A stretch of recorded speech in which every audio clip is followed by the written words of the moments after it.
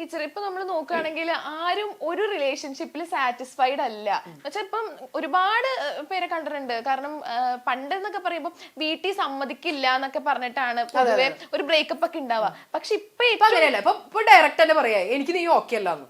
അതല്ല ഇപ്പൊ പറയുകയാണെങ്കിൽ ചോദിക്കുമ്പോ അവനക്കാണെങ്കിൽ ഉള്ള സമയത്ത് തന്നെ വേറെയും ഉണ്ടായിരുന്നു. അങ്ങനെയൊക്കെ പറഞ്ഞിട്ട് ഒരുപാട് ബ്രേക്കപ്പ് സ്റ്റോറീസ് ഇപ്പൊ കേൾക്കുന്നുണ്ട്. അതെന്തുകൊണ്ടാണ് ഒരാളിൽ മാത്രം ഒതുങ്ങാണ്ട് വേറൊരു മറ്റൊരു റിലേഷൻഷിപ്പിനൊക്കെ ഇപ്പൊ ആളുകൾ ഒട്ടും വാല്യൂ കൊടുക്കുന്നില്ല എന്നുള്ളതാണ്. അതായത് അധികം ആളുകൾക്ക് ഇത് എന്താ പറയാ കല്യാണം വരെയുള്ള ഒരു ടൈം പാസ് അല്ലെ. ശരിക്കും നമ്മൾ തമ്മിലേ ഒരു രണ്ടാളുകൾ തമ്മിൽ പ്രണയത്തിലാണെങ്കിൽ അവരുടെ തന്നെ ഒരു ചാറ്റ് ഹിസ്റ്ററി എടുത്ത് നോക്കി കഴിഞ്ഞാൽ ബ്രേക്കപ്പ് ഒക്കെ ആയി കഴിയുമ്പോഴാണ് നമ്മൾ പഴയ ചാറ്റുകൾ സ്ക്രോൾ ചെയ്ത് നോക്കാം അല്ലെ. അപ്പൊ നോക്കി കഴിയുമ്പോൾ നമുക്കറിയാം മിക്കവാറും നമ്മൾ ചോദിച്ചതിനുള്ള മറുപടി മാത്രമായിരിക്കും ആ തേച്ച ആൾ ഇട്ടിട്ടുണ്ടായിരിക്കും. എപ്പോഴും ബ്രേക്കപ്പ് ആവുമ്പോഴാണ് നമ്മൾ പഴയ ചാറ്റ് എടുത്ത് നോക്കുക. ജസ്റ്റ് ഒന്ന് സ്ക്രോൾ ചെയ്ത് നോക്കി കഴിഞ്ഞാൽ അവരുടെ ഭാഗത്തുനിന്ന് റിപ്ലൈകൾ മാത്രമേ വന്നിട്ടുണ്ടാവുള്ളൂ. അല്ലാതെ അവരെ എഫേർട്ട് എടുത്തിട്ട് നീ കഴിച്ചോ, നീ കുളിച്ചോ, നീ ഓക്കെ ആണോ എന്നുള്ള ചോദ്യങ്ങളൊക്കെ വളരെ റയർ ആയിരിക്കും അവരുടെ ഭാഗത്തുനിന്ന്. അതാണ് ഞാൻ എപ്പോഴും എല്ലാ ഇന്റർവ്യൂസിനും പറയുന്നതാണ്, റിലേഷൻഷിപ്പില് പ്രണയത്തില് ഒരാൾക്ക് മാത്രമേ യഥാർത്ഥ പ്രണയമുള്ളൂ, മറ്റൊരാൾ പ്രണയം അഭിനയിക്കുന്ന ആള് മാത്രമാണെന്ന് പറഞ്ഞതിന് അതിന്റെ താഴെ കുറെ ആളുകൾ കമന്റ് ഇട്ട് അങ്ങോട്ട് മെഴുകിയിട്ടുണ്ടായിരുന്നു. സത്യമാണത്.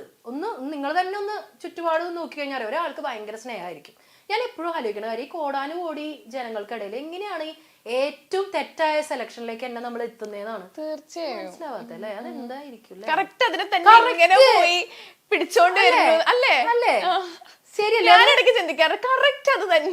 അതെന്താണെന്നറിയോ, നമ്മുടെ തന്നെ ഒരു പഴയ ഒരു പാറ്റേൺ എടുത്ത് നോക്കി കഴിഞ്ഞാൽ ഭയങ്കര എളുപ്പമാണെന്ന് പറയണം. അതായത് നമ്മുടെ തന്നെ ഒരു പാസ്റ്റ് ഇപ്പൊ എനിക്കൊരു 2-3 റിലേഷൻഷിപ്പ് ഉണ്ടായിരുന്നു എന്ന് വിചാരിക്കും. അപ്പൊ എന്റെ ഒരു പഴയ റിലേഷൻഷിപ്പിൽ ഞാൻ എന്തൊക്കെയാണ് ചെയ്തിട്ടുള്ളത് ആ പാറ്റേൺ തന്നെയാണ് നമ്മൾ റിപ്പീറ്റ് ചെയ്തുകൊണ്ടിരിക്കുന്നത്. അപ്പൊ നമ്മുടെ ഭാഗത്താണോ കുഴപ്പം? അല്ല, നമ്മള് റെഗുലർ ആയിട്ട് പോയിക്കൊണ്ടിരിക്കുന്ന ഒരു പാറ്റേൺ ഉണ്ട്. ആ പാറ്റേണിൽ പറ്റിയ ആളുകളിലേക്ക് മാത്രമേ നമ്മൾ അട്രാക്റ്റഡ് ആവുള്ളൂ. അതങ്ങനെയാണ്, ആ അട്രാക്ഷൻ തിയറി അങ്ങനെയാണ്. അതായത് നമുക്ക് എപ്പോഴും അങ്ങനത്തെ ആളുകളെ അട്രാക്റ്റഡ് ആവാനാണ് നമ്മുടെ വിധി, അങ്ങനെ വരൂ. പിന്നെ ഇപ്പൊ ഒരുപാട് റെഡ് ഫ്ലാഗ്സ് ആണ് കൂടുതൽ എന്ന് പറഞ്ഞ് കേൾക്കാറുണ്ട്. അതിനെ പറ്റി ടീച്ചർക്ക് എന്താ തോന്നുന്നത്? ഈ റെഡ് ഫ്ലാഗ്, ഗ്രീൻ ഫ്ലാഗ് എന്നൊക്കെ നമ്മളിപ്പോ അതിന് പേരിട്ട് വിളിക്കണതല്ലേ. പണ്ടുകൊണ്ട് ഈ സാധനങ്ങളൊക്കെ മ്യൂച്വൽ റെസ്പെക്ട് ഇല്ലാത്ത ഒരു ബന്ധവും മുന്നോട്ട് പോയില്ല. കാരണം എന്താ വെച്ച് കഴിഞ്ഞാൽ നമുക്ക് സ്നേഹം, പ്രേമം സംഭവങ്ങളൊക്കെ നമുക്ക് പിന്നെ ഡെവലപ്പ് ചെയ്തെടുക്കാം. പക്ഷെ അങ്ങോട്ടും ഇങ്ങോട്ടും ഉള്ള ബഹുമാനം ഡെവലപ്പ് ചെയ്തെടുക്കാൻ പറ്റില്ല. കാരണം 4 ആൾ കൂടുന്ന സദസ്സിൽ ഞാൻ ചിലപ്പോൾ എന്റെ ഈഗോ സാറ്റിസ്ഫൈ ചെയ്യാൻ വേണ്ടി അല്ലെങ്കിൽ വലിയ ആളാവാൻ വേണ്ടി എന്റെ പാർട്ട്ണറെ ചീത്ത വിളിക്കാൻ തയ്യാറാവുകയാണെങ്കിൽ അവിടെ ഒരു സ്നേഹമില്ല, ഒരു കോപ്പുമില്ല അല്ലെ. സ്നേഹമുള്ള ഒരാള് നമ്മളുടെ പാർട്ട്ണർ അവിടെ അപമാനിതയാവാൻ നമ്മൾ ഒരിക്കലും സമ്മതിക്കില്ല. അതാണ് നമ്മളുടെ അവരുടെ റെസ്പെക്ട് എന്നും ഉയർന്നു നിൽക്കണം എന്നാണ് നമ്മൾ ആഗ്രഹിക്കുക. അതല്ലാതെ എന്റെ ഈഗോ സാറ്റിസ്ഫൈ ചെയ്യാൻ വേണ്ടിയിട്ട് അവളെ കുറച്ചൊന്ന് താഴ്ത്തി പറയാൻ അവളെയോ അവനെയോ താഴ്ത്തി പറയാൻ തയ്യാറാവണമെങ്കിൽ അവിടെ സ്നേഹമൊന്നുമില്ല, വെറും പ്രകടനവും പ്രഹസനവും മാത്രമാണ്. അപ്പൊ മ്യൂച്വൽ റെസ്പെക്ട് ഇല്ലാത്ത ഒരു ബന്ധവും ഇന്ന് വരെ കണ്ടിന്യൂസ് ആയിട്ട് നിലനിന്ന് പോയിട്ടില്ല. ഞാൻ എപ്പോഴും അങ്ങനെ ആലോചിക്കുമ്പോൾ ഒരു ഏറ്റവും നല്ലൊരു കപ്പിളിനെ, ഫിലിം ഫീൽഡിലുള്ള ഒരു കപ്പിളിനെ പെട്ടെന്ന് ഓർമ്മ വരുന്നു പറയും, ജ്യോതിക സൂര്യ, അതുപോലെ തന്നെ ജനീലിയ, ഹൃദേശ് ദേശ്മുഖ്. പറയാൻ പറ്റില്ല, പക്ഷെ ഞാൻ ഭയങ്കര അഡ്മയർ ചെയ്യുന്നൊരു കപ്പിളാണ്. കാരണം എനിക്ക് ഭയങ്കര ഇഷ്ടമാണ്. അവര് ഒരു വട്ടം എവിടെ ഒരു ഇന്റർവ്യൂല് എന്താ പറയുക, ഞങ്ങൾ ഒരു വട്ടം പോലും ഒരു വാക്ക് തർക്കം, ഒരു ആർഗ്യുമെന്റ് ഒന്നും, തെറ്റ് വാക്ക് തർക്കോ ആർഗ്യുമെന്റ് ഇല്ലാത്ത ഒരു നല്ല റിലേഷൻഷിപ്പ് ഞാൻ ആർഗ്യുമെന്റ് ഇല്ലാത്ത റിലേഷൻഷിപ്പാണ് ഞാൻ പറയണേ. മുട്ടനടികൾ ഉണ്ടാവണം. ഞാനത് എവിടെയെങ്കിലും ഡോക്ടർക്ക് എന്തായാലും കാണിച്ചു തരും. മുട്ടനടികൾ ഉണ്ടാവണം, അത് അവര് പറഞ്ഞല്ലേ. നമ്മൾ തമ്മിൽ തല്ലുകൂടുന്നില്ല എന്ന് പറഞ്ഞാൽ അതിന്റെ അർത്ഥം എന്താണെന്നറിയോ? നമ്മൾ ഒന്നില്ലെങ്കിൽ മറ്റാൾ പേടിക്കുന്നുണ്ടെന്നാണ് അർത്ഥം. അതായത് തല്ലുകൂടാൻ പോലും പറ്റാത്ത രീതിയിൽ നമ്മൾ അയാളെ ഭയങ്കരമായി പേടിക്കുന്നു. അതായത് ഈ റിലേഷൻഷിപ്പിൽ നിലനിന്ന് പോകാനായിട്ട് ഞാൻ അയാളെ പേടിച്ചിട്ട് എനിക്ക് ഇഷ്ടപ്പെടാത്തൊരു കാര്യങ്ങൾ പോലും പറയാതെ ഞാൻ സ്വയം സഫർ ചെയ്യുന്നിടത്താണ് തല്ലുകൂട്ടില്ലാണ്ടിരിക്കുക. ചിലപ്പോൾ ഇപ്പൊ ഇവിടെ മെഹർ വന്നിരുന്ന ചില ഡയലോഗുകൾ എനിക്ക് ഇഷ്ടപ്പെട്ടില്ല എന്ന് വിചാരിക്കും. അപ്പൊ ഞാൻ മെഹറിന്റെ അടുത്ത് അത് പറയാൻ ഭയക്കുന്നത് എന്തുകൊണ്ടാ? ഇനിയിപ്പോ അത് പറഞ്ഞു കഴിഞ്ഞാൽ മെഹറിന് വിഷമാവോ, അതല്ലെങ്കിൽ ഞാനും മെഹറും തമ്മിലുള്ള ഫ്രണ്ട്ഷിപ്പ് കട്ടാവോ എന്ന് ആലോചിക്കുമ്പോൾ പറയുന്നില്ല. അപ്പൊ അവിടെ പ്രശ്നങ്ങൾ ഉണ്ടാവുന്നില്ല. അപ്പൊ ഏറ്റവും നല്ല റിലേഷൻഷിപ്പ് പ്രശ്നങ്ങളില്ലാത്ത റിലേഷൻഷിപ്പ് അല്ല, മുട്ടനടികൾ ഉണ്ടായിട്ട് ആ അടികളിൽ നിന്ന് തിരിച്ചു വരുന്നവരാണ്. അതായത് നമ്മൾ തല്ലുകൂടുന്നത് എപ്പോഴും അത് സോൾവ് ചെയ്യാൻ വേണ്ടിയിട്ടായിരിക്കണം.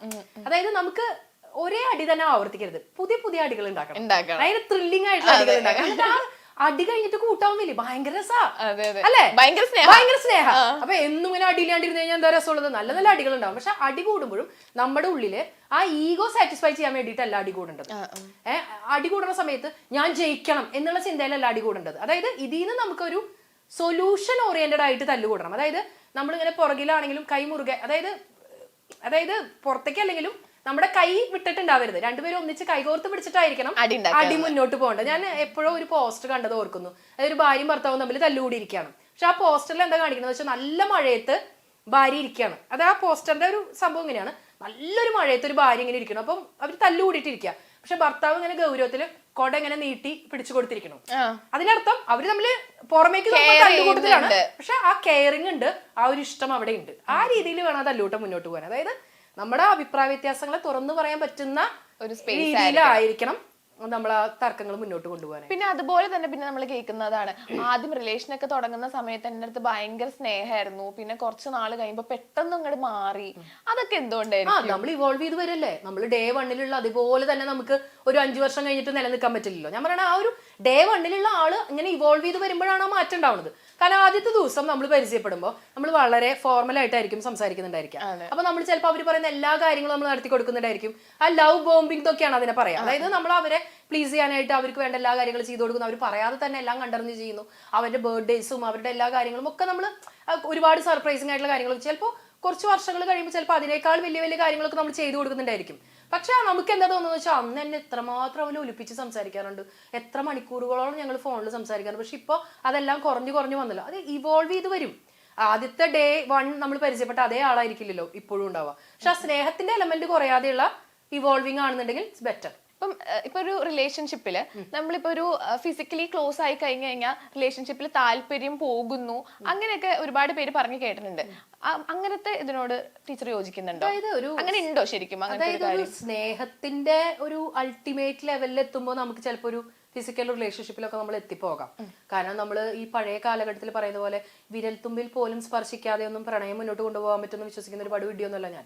കാരണം ഞാൻ പറയുന്ന ആ സ്നേഹത്തിന്റെ, അതായത് പഴയ കവികളൊക്കെ പാടാറുണ്ട്, മാംസനിബദ്ധമല്ല രാഗം. മലയാളം അറിയോ കുട്ടിക്ക്? ഇല്ല. അജിൻ സാറിന്റെ മോളല്ലേ, അജിൻ സാറിന് ഈ മലയാളം പറഞ്ഞ അറിയുന്നുണ്ട്. മാംസനിബദ്ധമല്ല രാഗം എന്ന് പറഞ്ഞാൽ മാംസത്തിനെ സ്നേഹിക്കുന്നതായിരിക്കരുത് പ്രേമം എന്നാണ് അർത്ഥം. അതായത് ഇവര് പഴയ ആളുകളൊക്കെ പറയുന്നത് സ്നേഹം എന്ന് പറയുന്നത് അവളെ നമ്മളിങ്ങനെ സ്നേഹിച്ചുകൊണ്ടേയിരിക്കണം, കണ്ണിൽ നോക്കിക്കൊണ്ടിരിക്കണം, അവളെ ഇങ്ങനെ വേണമെങ്കിൽ ഒന്ന് മാറോട് അണയ്ക്കാം, കൂടി ഒന്ന് നെറ്റിയിലൊന്ന് ചുംബിക്കാം, അവിടെ വരെയൊക്കെ സ്നേഹം എത്താൻ പാടുള്ളൂ എന്നാണ് പഴയ ആളുകൾ വിശ്വസിക്കുന്നത്. പക്ഷെ ഇപ്പോഴത്തെ ഒരു മോഡേൺ ട്രെൻഡിൽ നമ്മൾ അതും കടന്ന് ആ ഒരു പരിധിയൊക്കെ ബ്രേക്ക് ചെയ്ത് നമ്മൾ മുന്നോട്ട് പോകാം. പക്ഷെ ഒരു കാര്യം എപ്പോഴും ശ്രദ്ധിക്കാം, നമ്മൾ ഒരാളുടെ നമ്മുടെ ശരീരത്തിൽ ഒരാൾക്ക് അധികാരം സ്ഥാപിക്കാൻ നമ്മൾ അവസരം കൊടുക്കുമ്പോൾ അയാളെ നമ്മൾ പൂർണ്ണമായും മനസ്സിലാക്കി കഴിഞ്ഞിരിക്കണം. അതായത് ഇന്ന് കണ്ട് നാളെ പോയിട്ട് ഈ വേണ്ടാത്ത കാര്യങ്ങളിലേക്ക് പോകുന്നതിനെ കുറിച്ചല്ല ഞാൻ പറയുന്നത്. അതായത് ആ ഒരു ബന്ധം ഒരു കുറേ നാളുകൾ, കുറേ വർഷങ്ങൾ മുന്നോട്ട് പോകുമ്പോൾ നമുക്ക് തോന്നുകയാണ് ഈസ് ദ റൈറ്റ് പേഴ്സൺ എന്ന് നമുക്ക് തോന്നുന്ന ഒരു സമയത്ത് മാത്രമേ ഈ പറയുന്ന ഒരു ഫിസിക്കൽ ഇന്റിമസിയിലേക്കൊക്കെ നമ്മൾ കിടക്കാൻ പാടുള്ളൂ. അല്ലാതെ ഇന്ന് കണ്ടു നാളെ ഓയോ റൂം എടുത്തു അവിടെ പോയി സ്റ്റേ ചെയ്തു അങ്ങനെയുള്ള സംഭവങ്ങളൊക്കെ എന്താണെന്നുള്ളത് നമുക്ക് ഊഹിച്ചു കഴിഞ്ഞാൽ അറിയാലോ. അതൊക്കെ വെറും. പക്ഷെ ഇപ്പം നമ്മൾ ഒരുപാട് ഹുക്കപ്സ്, പിന്നെ വൺ നൈറ്റ് സ്റ്റാൻഡ്, അങ്ങനത്തെ ഒരുപാട് കാര്യങ്ങളൊക്കെ കേൾക്കുന്നുണ്ടല്ലോ. ദിവസം നിലനിൽക്കുന്നതാ? ഇല്ല, അതൊന്നും അതിനകത്തൊരു ഇതുണ്ടാവില്ല.